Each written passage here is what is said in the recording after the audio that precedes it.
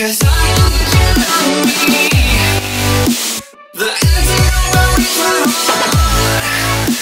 It's in my veins. Ok, donc bonjour à tous, on se retrouve aujourd'hui pour une vidéo dédiée au multimédia sur la Xbox One. Alors on va voir en fait un logiciel qui permet d'utiliser du contenu qui est sur nos ordinateurs, donc que ce soit des Mac, que ce soit des PC, que ce soit éventuellement sur nos téléphones ou sur la console, etc. C'est-à-dire de pouvoir avoir un endroit et tout le monde utilise le même principe. Donc c'est le principe d'un NAS, seulement là ça passe par un petit logiciel, il n'y a pas besoin d'avoir de disque dur en plus, de tout configurer. C'est vachement simple. Donc on va voir tout de suite. Donc l'application qui permet de faire ça est disponible sur PS4, sur Xbox One, sur PC, sur Mac, sur téléphone, sur tablette, surtout, voilà. Et cette application s'appelle Plex. Donc très simplement, on commence déjà par, bien sûr, aller donc démarrer notre logiciel. Donc on le démarre, il nous demande, donc on clique dessus, il charge donc le serveur. Et ensuite, donc il suffit simplement de se connecter, donc on crée un compte, hein, rien de plus compliqué. Hein. Et ensuite, il nous demande tout simplement de dire, bah voilà, de gérer. Donc, on nous demande de gérer notre compte utilisateur, etc. C'est important. Le nouveau mot de passe. Votre réseau avec le représente automatiquement. Le mot de passe, je veux que ce soit un mot de passe que je connaisse, c'est-à-dire où je puisse moi avoir une main dessus, parce que si c'est pas un truc que je connais et qu'il replante, c'est pas du tout. Définir mon mot de passe. On l'enregistre quand même. Trainer, l'horaire, on va se mettre directement, on va aller sur GMT, normalement c'est +1, sauf que nous, on est sur Paris, on n'est pas sur Berlin. La langue, c'est du français. Mise à jour. Ok, mise à jour. Du coup, on n'est pas là-dessus.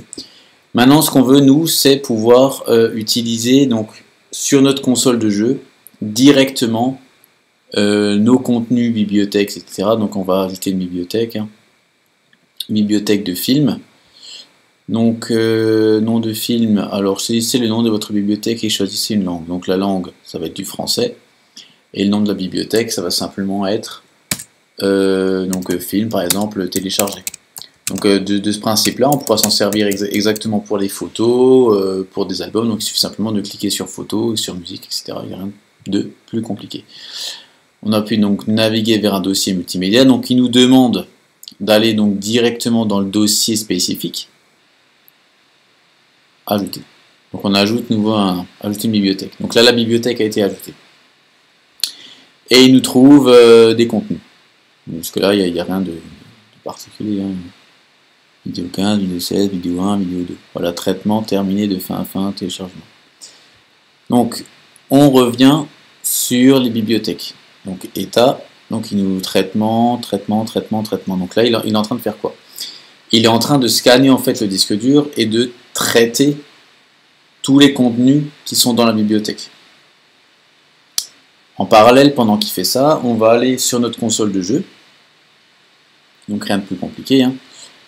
On va aller sur la console. Donc moi je vais vous laisser ça. Je vais prendre ma console. Je vais aller donc directement dessus. Donc je vais me servir de ça, je vais aller sur Plex. Donc je vais démarrer donc l'application qui a été téléchargée, c'est une application gratuite. On le laisse donc et après il nous dit voilà, de votre navigateur, allez sur https://plextv/link ou bien sign in avec password, etc. Mais ça c'est pas important, on s'en fout. On va aller sur plex.tv /link, donc link, pas sign in, parce que j'ai souscrit, code, donc le code c'est STGC, donc il s'affiche sur ma console, vous êtes prêt, Plex, votre appareil is now linked avec le compte, voilà. Donc ensuite, sur la console, donc on voit ma tronche, donc on va aller sur film téléchargé. Il va nous charger les films téléchargés, on va regarder ce qui se passe, on va aller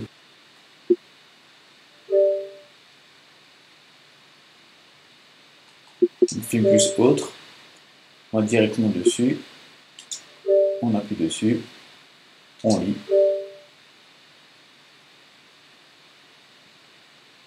Et en théorie, ça devrait être. Et ça tourne très bien. Voilà. Donc on a différentes possibilités, hein. On a les possibilités de son. On peut le mettre en 3 mégabits, en 2 mégabits par exemple, mais en 720p. Donc le but c'est quand même d'avoir une bonne qualité. Donc après tout dépend de votre connexion du nombre de personnes, donc c'est pour ça que c'est aussi intéressant derrière de venir et de rajouter de la qualité, c'est-à-dire que si maintenant vous voyez qu'il y a beaucoup de gens qui viennent, et ben vous vous dites bah voilà, je vais peut-être baisser un petit peu ma qualité, mais moi je peux toujours profiter de mon contenu. Je suis seul sur mon réseau donc c'est une chance. Derrière j'appuie sur play, je peux faire, je peux accélérer, hein, sans problème. Je peux faire x16, hein, ça pose aucun problème.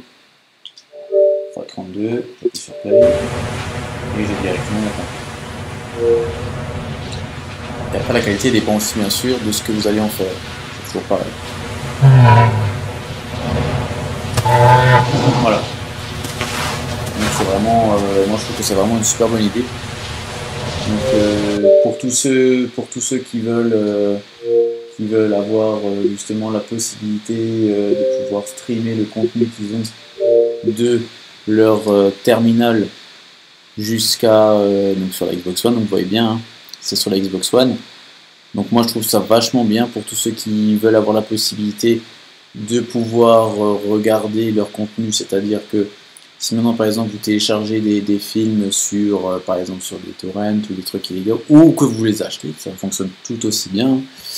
Je pourrais pas vous le montrer là, mais en gros, par exemple si maintenant vous avez un disque dur externe, vous le branchez dessus, et il suffira simplement de lui dire voilà, je vais créer une bibliothèque avec ce contenu dessus, et derrière lui, il aura tout de suite l'accès au disque dur. Bon, bien sûr, il faut le laisser brancher, sinon il va dire qu'il y a un problème avec le serveur.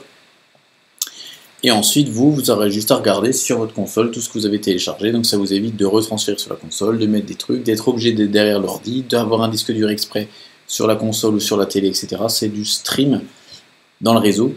Donc là, je suis en Ethernet, donc c'est 100 mégabits seconde, ce qui est largement de trop, mais en gros, ça marche super bien.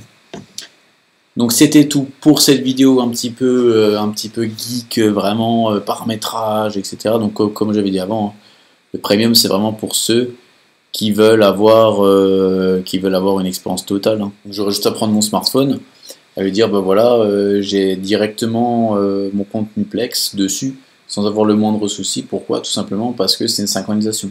Moi je trouve ça pas forcément utile, moi je trouvais nul le fait de pouvoir télécharger, d'avoir du contenu sur mon Mac et de ne pas pouvoir le partager simplement sur ma console. Et du coup j'ai un petit peu cherché et tout, je voulais vous faire ce tuto. Donc si ce tuto il vous a plu, eh ben, lâchez un petit pouce bleu vers le haut. Si vous avez des questions par rapport à Plex ou par rapport à d'autres applications que vous voulez utiliser ou configurer, eh ben, lâchez un com, il n'y a pas de souci.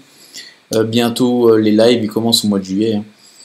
Donc je suis rentré dans des teams et tout, on va essayer de faire quelque chose de vachement cool. Vidéo très rapidement sur les cartes de chez AMD, donc moi j'attends d'avoir des informations claires et nettes par rapport à AMD et Nvidia, quoi acheter, qu'est-ce que vous voulez, etc. Sur ce, ben moi je vous souhaite une bonne soirée, une bonne journée, n'oubliez pas de vous abonner si ce n'est pas déjà fait, moi je vous dis à une prochaine, ciao.